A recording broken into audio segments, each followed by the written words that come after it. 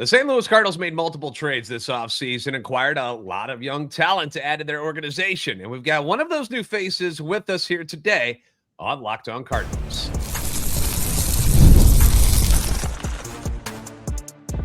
You are Locked On Cardinals, your daily St. Louis Cardinals podcast, part of the Locked On Podcast Network, your team every day.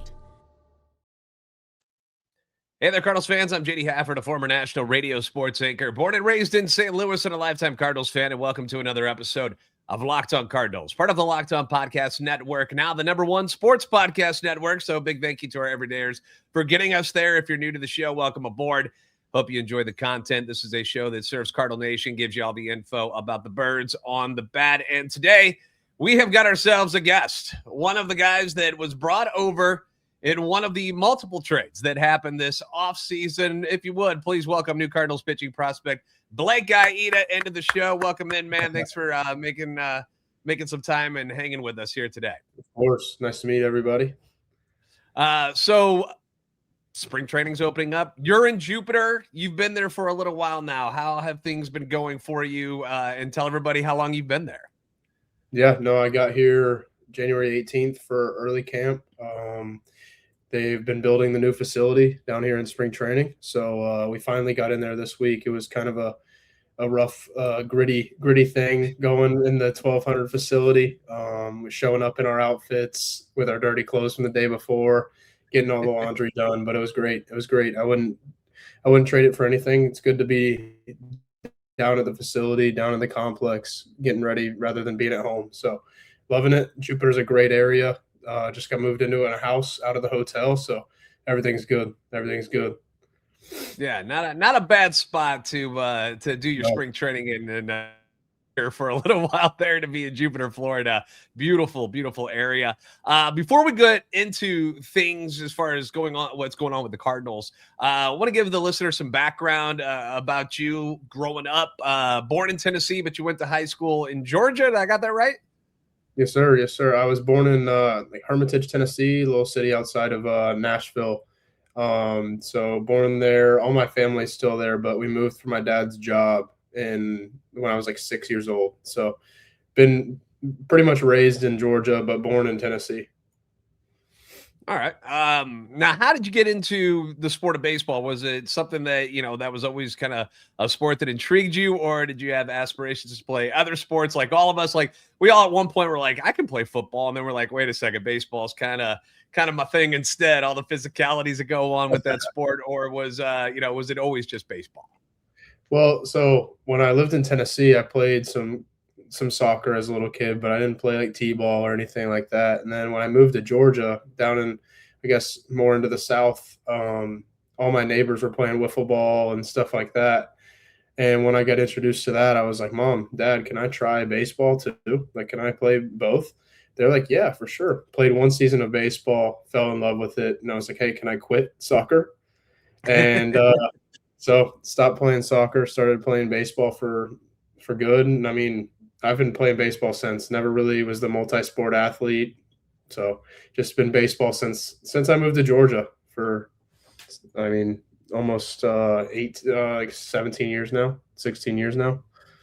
Now, how do you transition into becoming a full-time pitcher? High school, you ended up getting the Region 1 7A Pitcher of the Year as a senior. You're an all-state selection. When we're younger in high school and even in college, you're usually a two-way player. But how did you become – when did you realize that pitching was kind of the avenue you wanted to go into? Well, so I was a late bloomer. When I got into high school, I was 5'5", 160 pounds, really unathletic. Only thing I could do was really throw strikes. Like, I threw really slow. I competed, but threw strikes. And I almost didn't make the JV team my freshman year of high school, but they loved who I was as a teammate. They loved who I was as a strike thrower. And they're like, hey, you can come play JV, but you'll just be a pitcher. And I was like, sure, that's all I want to do. I just want to pitch. Like, that's all I'm good at. Like, I'm unathletic. Like, that's all I'm good at right now. And then just kept working at it. Like, that's all I've ever really wanted to do, was pitch and be good at pitching. And as I started growing and growing and growing, I just kept, I guess, getting better at pitching.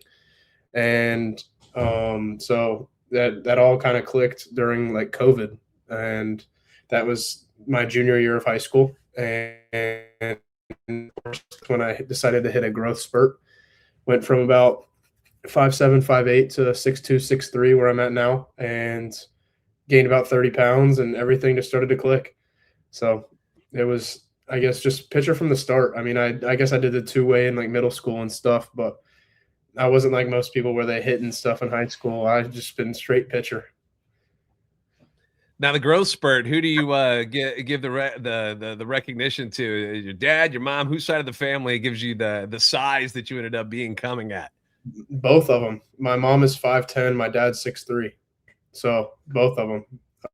My mom was a college athlete. She played volleyball. My dad's athletic and 6'3", so both of them. I knew I was going to grow. I just was waiting on it. You're like, come on already. I'm a junior. Let's go. It was taking too long, but I'm glad it came. You end up at Kennesaw State. You play 2 years, and then you end up getting selected by the Boston Red Sox in the 6th round. I love when I get to talk to any of the prospects. I love hearing about your guys' draft day experiences. You know, some people, they do different things. You know, some people are trying not to pay attention on that day. Others are kind of glued to the phone. What were you doing the day Boston called you? Yeah, so I knew it wasn't going to be like a day one type of thing. I knew it was going to be day two, like from rounds 3 to 7. I knew it was kind of the sweet spot, talking to my agent, like just all the conversations I was having with teams and stuff. So I knew it was coming within those rounds. So I was locked in, glued onto the TV, phone next to me, ringer on blast, like just ready. And I kind of wanted it to be simple, like during, I guess, like the draft portion. So I had just my mom, my dad, my brother, and me just sitting on the couch, just watching, just hanging out, eating some food, just having a normal day, just watching the TV. And then when it happened, it was like immediately, obviously, like just a blow up of the phone from friends, family, like coaches, everything. But as soon as that happened, I just started inviting like people that I was the closest to come hang out at the house. Like my parents were like, invite everybody over, let's have like a celebration and stuff like that. So I didn't have the, I guess, generic draft party where everybody's there watching, waiting for the phone call with you. I'm a big, like, I guess I like to have expectations, but like if I have a bunch of people over, I just don't want it to be like bad luck. Like, like everybody show up and then I don't get the call at all. So yeah, and the baseball draft is so different, because we see the NFL, NBA, and how it's this extravagant thing, and they're trying to make it. MLB's trying to get it to where the first round is something special, which I love. But there's so many more rounds usually in baseball that they've trimmed that quite a bit in the last few years. But it's still pretty cool, man. Like 6th round pick, that's still very, very good. I'm always curious too.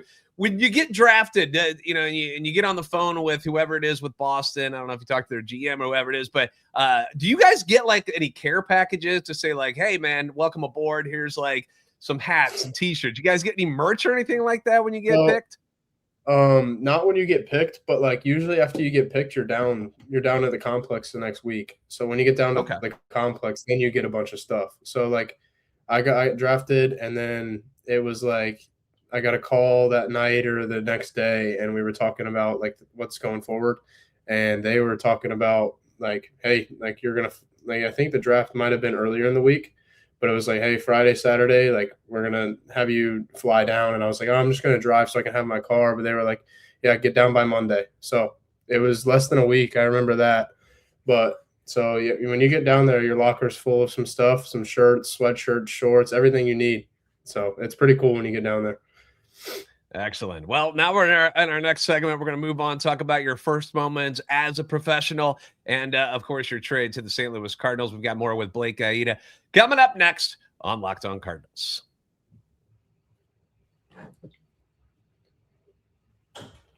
Hiring isn't just about finding someone willing to take the job. It's about finding the right person with the right background who can actually help your business moving forward. And if you want candidates who match what you're looking for, Indeed Sponsored Jobs is the move, because instead of hoping that the right person is just going to kind of stumble across your post, Indeed's going to help you match up with quality candidates by boosting your job listing to the people who fit the specific criteria, your skills, your certifications, your location.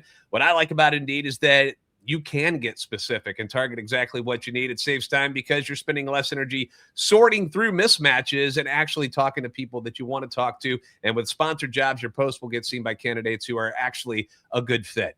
And here's a stat that says it all. In the minute I've been talking to you, companies like yours made 27 hires on Indeed, according to Indeed data worldwide. So if you are hiring, spend less time searching and more time interviewing candidates who check all your boxes with Indeed sponsored jobs. Listeners of this show will get a $75 sponsored job credit to help get your job the premium status it deserves at Indeed.com/podcast. That's Indeed.com/podcast. Terms and conditions apply. Hiring, do it the right way with Indeed.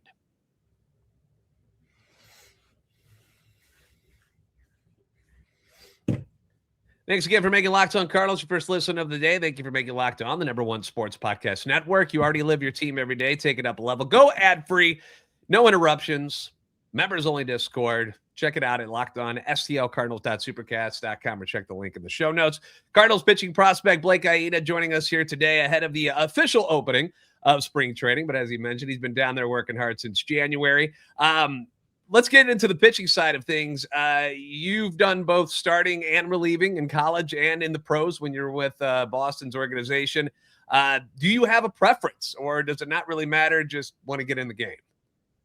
Yeah, so in college, freshman year, reliever, I mean, kind of tough to come in and compete for a starting job as a freshman in college anywhere. So I was ready to do whatever to help the team win, but knew next year I was going to fight for a starting spot, and ended up getting that starting spot, eventually ending up the Friday starter, and then getting drafted by the Red Sox. And then when we got to the Red Sox, was built up as a starter, everything like that. And during the season, low A and then high A, starting pretty much the entire time. And you in low A and high A, you kind of run into some issues as a starter. Like, I guess not issues isn't the right word, but you run into times where you have to like back up another pitcher. So Sure. It's not that I turned into a reliever for those games. It was just like there was a rehab pitcher in front, and rehab gets priority over the starts because they want them to be in clean innings. So you kind of just get the bad end of the stick there, but it's not a terrible gig. Like, you're still getting out there and you're still getting your work because they're just rehab guys. They're getting 2 to 3 innings max. So you're just coming in the fourth rather than starting the first. Like, they try not to get you out there in a dirty inning, but nothing's perfect in baseball. It's a tough game. Yeah. Piggybacking is also, it's something that they're doing at the pro level too, because they're seeing that, like, hey, if this guy is really good for just 3 innings, we're not going to burn him out and take a chance. When the order comes around again that third time, we're not going to, put him up against him. We'll bring somebody else in, and it's part of the strategy. So, but yeah, it's a different world going from relieving to a starter. What kind of preparation do you like to do? Like, what's your setup for getting ready for the next day? You got the start coming up on the next day. What do you like to do the night before a start? I keep it pretty chill. Maybe just I'll cook a nice meal. I don't like to eat too bad the night before. I think in college it used to be get chicken parm and make that have a nice carb load with some chicken parm. But since pro ball started, it's been a steak. I like to eat steak and rice the night before. Avocado, love it. So it's actually what I'm gonna do today because I got live tomorrow. So some steak tonight for dinner, but that's pretty much it. Kind of just chill day. Don't try to treat it any differently. Just eat that meal and chill out, watch a movie, maybe play some video games, something like that. Yeah. What kind of cook are you? You consider yourself pretty good after these few years, or are you still kind of I can be if I try to get fancy with it, but like I stick to the basics. Don't try to go and buy too many ingredients. Just keep it with ground beef and rice, chicken, rice, whatever. But if I try to get fancy, I pride myself in some decent cooking. There you go. It's a good trait to have, my friend. Yeah. Let's talk about pitching repertoire for people who aren't familiar with what you throw and what's in your arsenal. Lay it on them. What are the pitches that they can expect from you? What do you got in your mix? Yeah, so the mix has grown a ton since I got the pro ball. I mean, college me was 3-pitch mix. It was fastball, cutter, sweeper, and got to pro ball, and it was immediately we need a changeup. So developed the changeup and ended up like not being entirely where the Red Sox wanted it to be shape wise, like metrically. And they were like, let's try like a splitter, like not like two split, but like just like something that, because I'm a big supinator, so like I cut the baseball in half and I don't pronate too much. Like changeups, you kind of natural changeups really need. So they were like, let's find a grip that you can basically just throw like your fastball, get on the side of it, and it'll just like kind of catch the seams in the right way. So found that changeups making some huge strides, and then sweepers for me like aren't like a great pitch to throw against lefties just because of how like most lefties in pro ball's bat paths are. It kind of just blends with it. So I was like, personally, I was like, I need to throw a curveball, maybe like just like a big, like a vert or a pitch with like more depth just to get some more swing and miss down in the zone. So added that. And then this offseason, off of the splitter that I throw, I was like, shoot, I just need to move my fingers closer together and I could probably throw like a nasty two seam. So now I've got a two seam as well. So I've got a 6-pitch mix starting now. So I've been really happy with where everything's at, especially with this long off season and working on all that and kind of refining everything. But I'm really happy with everything. No, it's great. Now, for the listeners, because they hear this stuff, like they'll consider some of the jargon we use, kind of technical terms. When somebody's talking about the shape of a pitch, what exactly does that mean? Can you break it down to simpler terms for that? So when we kind of work on our pitches in like bullpens or even like at the game after games, we get our reports. It'll have kind of a breakdown of like the horizontal and vertical movement of a pitch, which like is basically just like how much movement is perceived towards the hitter's eye, I guess. So like a fastball, a really good fastball with vert is like 20 inches of vertical movement. Obviously the fastball is not moving 20 inches up in the air. Like that would be impossible to hit. So it's just kind of perceived to the hitters that it plays really well up in the zone. It gets a little more swing and miss, stuff like that. So like horizontally, like it actually does move that far, but that's where the difference between like a fastball being 20 inches of vert and a curveball being -20, like it actually does break that much, but the fastballs do not. Fastball movement, I still don't quite understand, but everything else I'm pretty good behind. But it's basically, when we talk about shapes, it's basically just vertical and horizontal movement. Gotcha. Yeah. All I can remember when throwing the fastball was four seam. Went pretty straight, two-seamer, really tailed as a right-hander. There were multiple times that, a couple of my pitches would go behind guys in college. I'm like, bro, I'm sorry. It just comes out that way sometimes. Like, I don't mean to get on the seam that hard, man. My bad. But yeah, it's something, because you're starting to hear this kind of lingo. You'll hear, like Hein Bloom, the GM with the Cardinals. He talks that way, where it's just, some fans, some older fans that aren't used to all that. They're like, I don't know what the hell you guys are saying. And, making it a little more easier for some of the older fans. I think that's a real important thing, considering, the fan base that the Cardinals have. It's a rich tradition, older fan base at times that still come out to the ballpark and, making sure they know what the hell we're talking about when we do this stuff is a good thing. Let's talk about pitchers in the pros right now. You talk about the 6-pitch mix that you got right now. Immediately I start thinking about guys like Paul Skeens and stuff. If you had to pick one, which current or former MLB pitcher do you think that, I don't want to say I'm like that guy, but that you kind of, have a similar style to?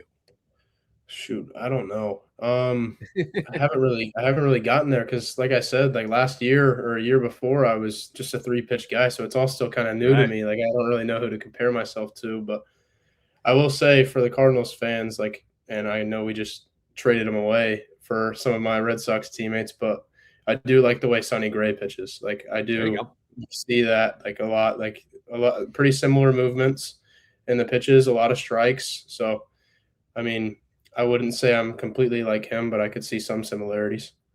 All right. That's a good one. Did you have a I'm in the pros type of moment that, you look back on that first year when you went pro, that you look back and go, whoa, that just kind of stands out to you? Like, I can't believe I'm here. I'm a professional baseball player now.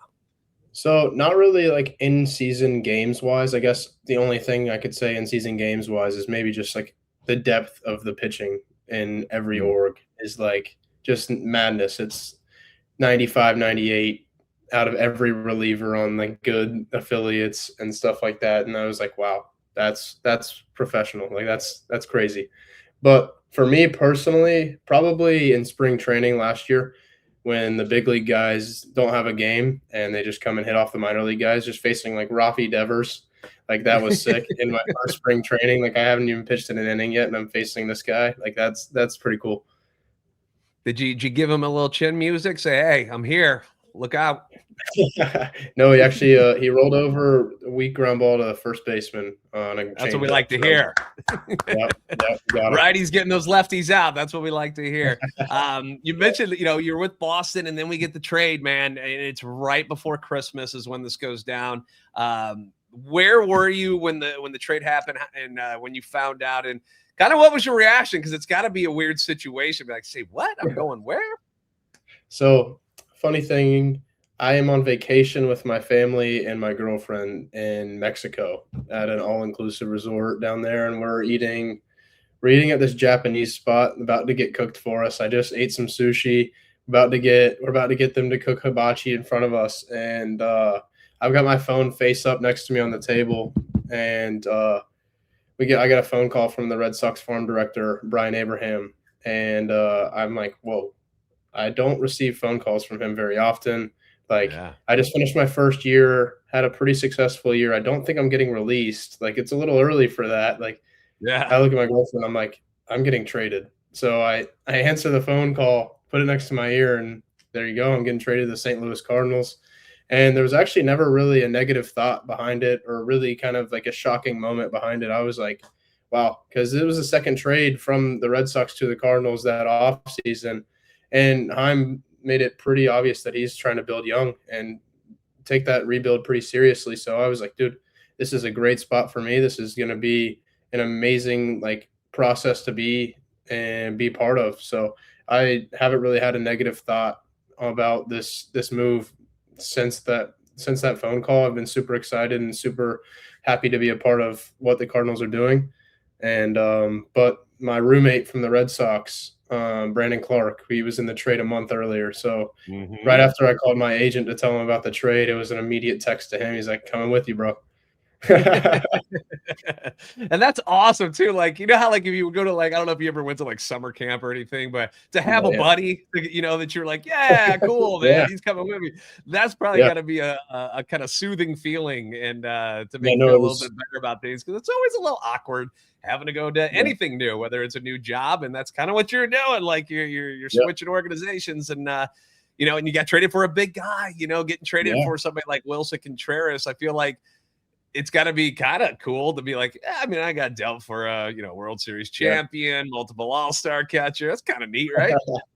Yeah, no, very cool. And I also knew Tanner Franklin the past second round comp B pick or whatever. I went to college with him at Kennesaw State. We were roommates our freshman year. All right. So see, we're good. It's like, welcome aboard, man. We got everybody here waiting for you. Yep. Coming up next, we're going to do a little rapid fire with you. Some fun questions, like who's Blake taking in the upcoming World Baseball Classic? Who's going to get your prediction? Coming up next here on Locked On Cardinals.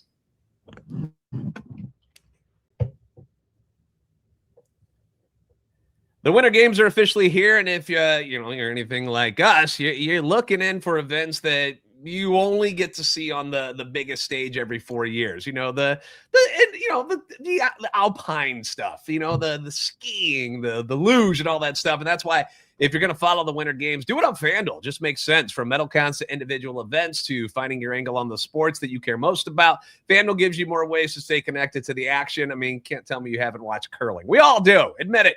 Speed skating's cool. You got hockey, which is coming up on Thursday. Even niche events, must watch when you're fully locked into the competition itself. We're all rooting for America. So it's just cool to watch any of it. And FanDuel keeps the entire Olympic experience engaging from start to finish. So if you have been watching the Olympics, make sure you put FanDuel as part of the package that makes it that much more interesting. The Winter Games are on, and there's no better way to follow them than with FanDuel. FanDuel, play your game.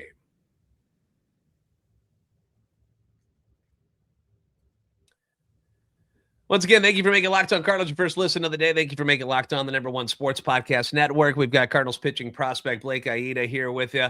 Time for a little rapid fire, Blake. These are not tough questions. These are fun questions where we can just get to know you a little bit better. You mentioned night before games, and you're going to be throwing maybe some video games, maybe some movies. What video games would you be watching? Give me a type of movie that would interest you going into tomorrow's throwing session.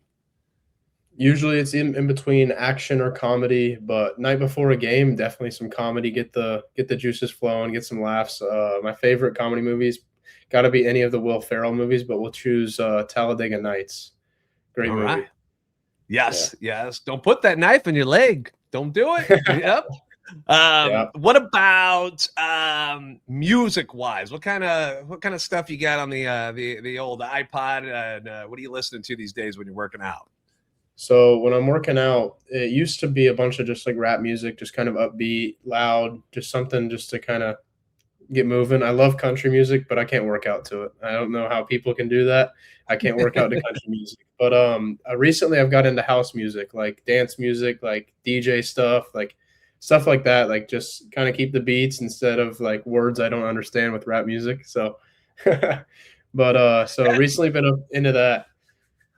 Yeah, that's the thing too, is like if you're a big fan of a certain song and you want to like start like singing or rapping along with it or whatever, but it kind of gets in the way of what you're focused on. So having just the beats in the background, I totally understand that. I get it completely.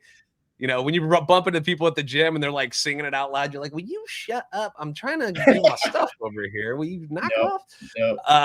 Olympics are taking place. I don't know how much you watch Winter Olympics or Summer Olympics. Being an athlete, I'm sure you flip it on from time to time like we all do. If you could do any of the events that are currently going on in the Winter Olympics, whether it's curling, whatever you want, what would you like to, just give me a shot. Let me try doing that real quick. I'm not too familiar with the snow or like anything winter, so I think I'd probably stick with the most safe option of like curling. There you go. Yeah. There you go. I think I'd find myself getting hurt pretty bad doing the other stuff, so we'll stick with the curling. It looks pretty cool. Yeah, if you've ever mopped the floor, I feel like you could do it, right? You're just like, I got a squeegee. Yeah. I can figure this out. This can't be that difficult. Just got to balance on the shuffleboard at the bars. Yeah. Just got to balance on the skates. I understand it. Yep. All right. Curling. You mentioned eating better before playing, especially in season, right? We don't want to cheat too much. What's a cheat meal for you though, when you're like, all right, screw it. This is my day. I'm going in as hard as I can. I'm eating whatever I want. Probably just, I really don't try to have a cheat meal. If I'm going to cheat something, it's going to be like a dessert, like a sweet treat of some sort, like heavy on the ice cream, some cookies, brownies, something like that. But if I had to choose a cheat meal, probably just a big burger, something like that, like a nice burger with some French fries. I forgot to ask you when you talked about steak earlier. What's your temperature that you're putting your steak at? Because I assume you're doing the same thing with the burger. Yeah, medium rare. Medium rare. Good man. Good man. Yep. If not a ball player, what is something else do you think you could have done for a job professionally? What is something you wanted to get into? Like something that I could do or something I would want to do? That you would want to do. Like, you're like, if I'm not going to be baseball anymore, I'm going to do this. Play golf. I think I'd want to be. I'd want to be an athlete, and I guess I would just put my time and efforts into getting way better at golf because I'm nowhere near professional. But if I didn't have baseball and I could put my time and effort into that since I was a kid, definitely a golfer. Now, do you get to play like who do you play with like teammate wise? Have you gotten to hit the links at all? Has it been all business so far in Florida? I've gone once. Me, Tanner Franklin, Brant Thompson, and Jacob Odell. We went and played a round of 9 one weekend, but I haven't gotten out there as much as I would like to. And who won? We played a 2-man scramble and tied. Okay. Yeah. No fun. No fun. We tied. We both went even par through 9. It started raining on us, got cold, and it was getting dark, so we had to cut it off. You got to turn in, man. Yeah. When it's cold in Florida, it's over. Just stop. You just stop right there. Yeah. Yeah, there was no room for a playoff. No, you're like, yeah, we're done, man. Let's get to the clubhouse and get something to eat. I feel you. Celebrity that you would be nervous to meet. Can be in anything. Could be sports, could be movies, whatever. Is there a celebrity that you'd be nervous to meet?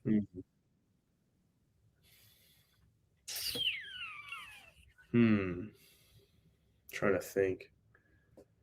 It wouldn't be any baseball players because it's easy to talk to baseball players. Like, there's always easy conversations there. Maybe just meeting anybody like Adam Sandler, Will Ferrell, like any of those comedic guys that I was talking about when I like their movies. Like, just seeing them on TV all the time would probably be a little nerve-wracking, but I'm sure they're easy to talk to. Yeah. If you've ever seen Sandler and the way he dresses, you got to know that dude's probably pretty chill and easy to hang out with. Yeah, He's always walking around in basketball shorts and hoodies every day. Everywhere he goes, that's all he wears. So he seems like he'd be a cool guy to hang out with. You can face one major league hitter, either active or somebody who's retired. Who's one major league hitter that you would love to go up against? You get one chance to get him out. Who would you want to face?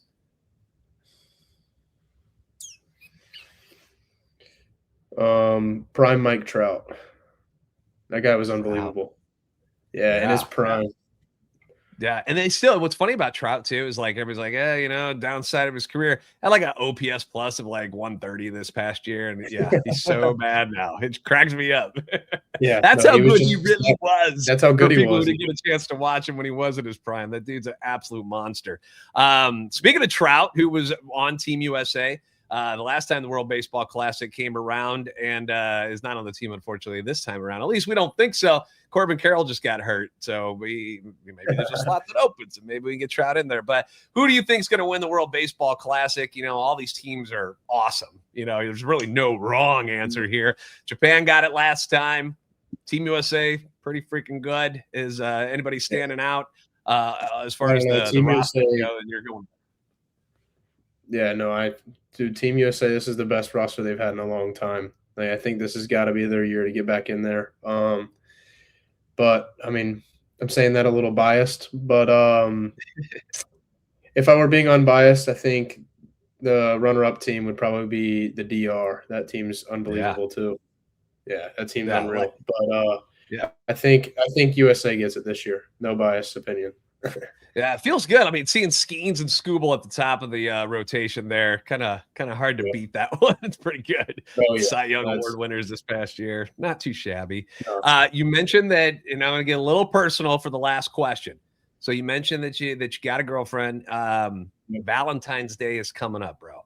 All right, I'm not asking you to give away what you're going to get, but what should us other guys be getting our significant others this year? What's your advice for Valentine's Day, Blake?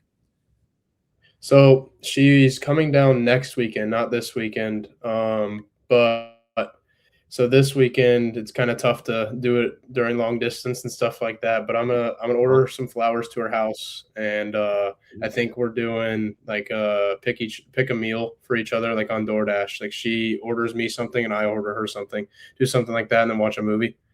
And then when she gets down here, I'll take her out to dinner to celebrate a week late. All right. What flowers we going with? We going the classic with roses, or you got something else up your sleeve? No, she likes to mix it up. She doesn't have like a generic that she just loves. She likes to have different kinds instead of just the same kind every time. So whatever's appealing to the eye when I'm looking on the internet. Boys, you got to step outside the box, gentlemen. Just because the world tells you red roses is what you're supposed to get doesn't mean you got to do it. All right, do what Blake does. Do your own thing. It'll work out for you in the end. I promise you that. All right, brother. Well, thanks for joining us, dude. I appreciate you coming on and hanging out with us. Great to get to know you. We wish you the best of luck here in the spring, and of course, moving forward as a member of not only the Cardinals organization, but in your career in general, dude. It was really awesome to talk to you. Thank you. It was nice to talk to you too. All right. And thank you guys for making Locked On Cardinals your first listen every day. If you haven't already, give us a follow on X at @LO_Cardinals and at JD Sports Radio. We're on TikTok and Instagram. Blake, you got any social media handles that you want to pass along to anybody, or do you like to keep them a little private? It's okay. Shoot, I don't even know if I know it by heart. My Instagram might be b.ita, AITA. So if you guys want to go follow the Instagram, you can. All right, cool. All right, well, follow us, like, subscribe on YouTube, and if you guys never miss an episode, join that Everydayer Club built for you. Get Locked On Cardinals ad-free, members-only Discord at lockedonstlcardinals.supercast.com. We're going to send you off to the first ever 24/7 National Locked On Podcast Network YouTube channel on audio. Make sure Locked On MLB is your next listen with our guy, Sully. You guys are the best fans of baseball for a reason. We'll see you next time on Locked On Cardinals. Thank you, Blake. Thank you.